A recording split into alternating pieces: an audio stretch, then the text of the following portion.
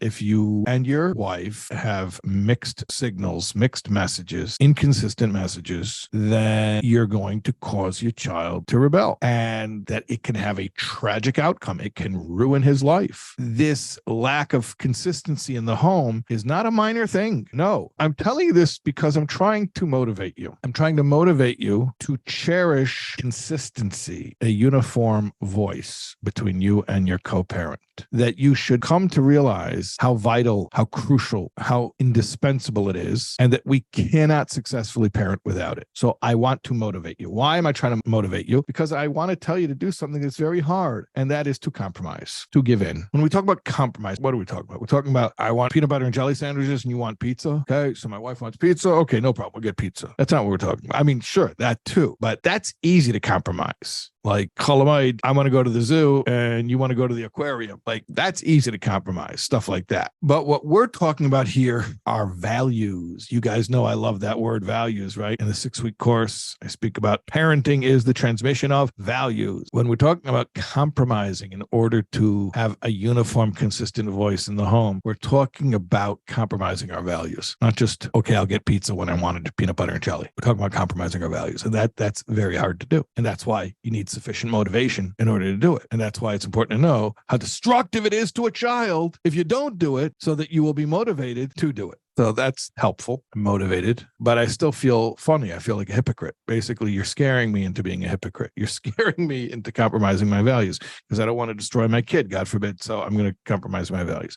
Okay. No, I'm not done yet. I got to explain more because I don't want you to really compromise your values. I want you to reframe your values. Okay. Those are word games, semantics. No, listen to me. I'll explain it to you. Marital harmony, getting along with your wife, not just in front of the kids, but really getting along with your wife, is also a value. It's not just something that makes life more pleasant. I mean, it is. Of course, getting along with your wife is something that makes life more pleasant, but it's not just something that makes life more pleasant. The things that make life more pleasant or make life more livable, those are conveniences. And you wouldn't die for a convenience. In fact, that would be really nonsensical, because the whole point of a convenience is to make your life easier. So if you were to die for a convenience, I mean, that's the ultimate inconvenience, is dying. So, or maybe some morbid people would argue it's the ultimate convenience, but in that case, it's the convenience that makes all other conveniences irrelevant. So then you're done. You don't really need anybody to adjust the thermostat to your liking at that point, if you die. So the point is, conveniences are not things that we would die for. Values are. I don't want to be morbid, but values, or at least our core values, we would die for. We don't want to die for them. We want to live for our values. But the point is, a value has to be something you believe in so strongly that without it, I cannot live. Okay, so here's what we have to understand. That among our values, and perhaps paramount among all of our values, our central value, or at least one of our central values, is peace between husband and wife. So this is important to understand. When I compromise one of my values in order to reach a consistent voice with my wife, it's not that I'm throwing away my values. It's that I am living according to a particular value, the value of marital harmony. There's a story about the Brisker Rav. He was very strict in his halachic rulings. He was a big machmir. One time somebody came in and they said something about a sick person on Shabbos. Can they do a certain malacha, a certain form of labor? And he said, yeah, go do it. And one of the Talmidim asked, why was the Rav so makel? Why was he so lenient in Shabbos? Like, the guy wasn't really that sick. He wasn't in such danger. So the Brisker Rav said, I wasn't being makel in Shabbos. I was being machmir in pekuach nefesh. I wasn't being lenient about Sabbath observance. I was being strict about preserving a life. So when we say that we're going to have to compromise our values for the sake of marital harmony, really, it's not that we're getting rid of our values. It's that we are clinging to, cherishing, and living in accordance with one of our most important values, the value of marital harmony. That is a value. One of our most important values. In other words, values aren't just for choosing between right and wrong. In fact, values really are most useful when choosing between right and right. When do I really need to have clarity about my values? Not when I'm choosing between right and wrong. Even if I have a very vague idea of my values, I could pretty much navigate a dilemma where I have to choose between right and wrong.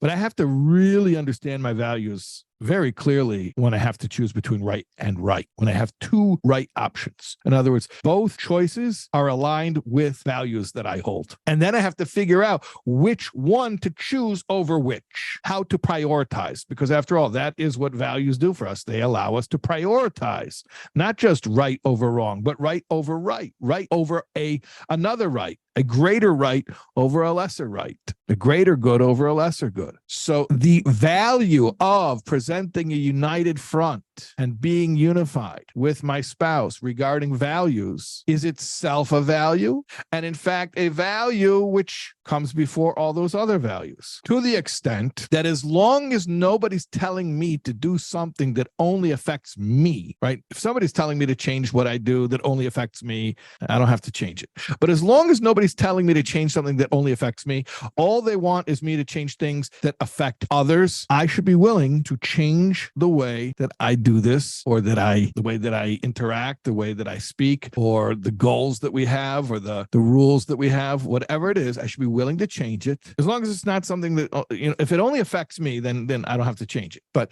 if it affects anyone else in the family, then I should be willing to change it if doing so will bring greater harmony with my co-parent and my spouse, because that is a value as well. And in fact, it is a value that takes precedence over all other values. Now, I will mention a caveat, and that is that if somebody feels that there is no end to the compromise and it comes to a point where you do not feel safe, meaning you are constantly giving way to the other person's will and you don't feel secure anymore in the relationship, meaning whatever they're going to want, you're going to have to do. And because of that, you don't feel safe, whether physically or emotionally, then that's a different discussion. And that could be a marriage breaker. If God forbid somebody doesn't feel safe, whether it's the husband or the wife, doesn't matter. That can be a marriage breaker. But if it's simply a matter of compromising your principles in order to secure greater harmony and to have a more united policy and a united approach to parenting, then it is, in my humble opinion, well worth it to make that compromise for the sake of creating a home where children will feel safe and secure, and they won't be confused, and they'll be able to listen to their parents because their parents are speaking to them consistently. Parents are both on the same page, and the child can relax and follow. So that is definitely worth whatever personal compromise you're going to have to make. Whether the reason that the compromise is difficult is because it scares you. Maybe you're scared. Maybe you're scared about what's going to happen if I compromise. Well, how are my children going to turn out if I compromise? Well, I'm going to tell you how children turn out, God forbid, if you don't compromise and you have two different voices in the home. Or maybe it's hard for you to compromise because it's your ego. It hurts to always be the guy who has to give in. So I want to tell you, you're not a loser. You're a hero. You're a hero. You are sacrificing for a value, the value of peace in the home. Don't think of it as I'm giving in to that woman. Think of it as I'm making a sacrifice to God. I'm sacrificing my ego so that God's presence can be at home in this house. All right, I hope you enjoyed that video about how to be on the same page with your spouse when it comes to parenting. If you want to learn more about raising your children and how to transmit values to your children, please join me and check out this next video over here.